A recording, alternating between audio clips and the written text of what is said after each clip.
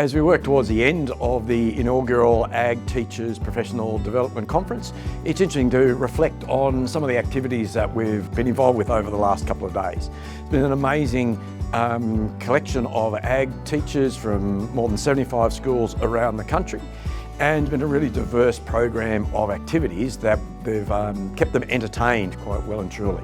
So we started off with some fantastic information about soils, getting our hands dirty, putting soil in water and seeing the structural properties. We learned about the fun facts of plant phenology and moved into having a good look around the CSU farm. That a lot of people didn't realise that CSU campus sits on a 2,000 hectare commercial farm, which is being transformed into a landscape laboratory saturated with technology, which can be showcasing the way agriculture is moving forward.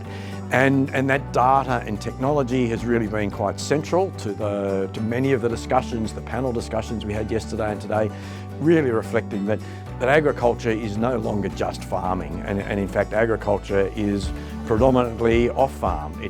It's working with data, it's working with products, it's importantly it's working with people. That in order to be able to produce sustainable food and fibre, we need a smarter industry that's better connected, better communicating, and is able to reach out to that next generation of problem solvers. That we want our students to look at agriculture as being a solution to our issues, not to be focusing on any of the negative connotations that perhaps were part of the industry discussions a decade ago. But we've really moved on from that.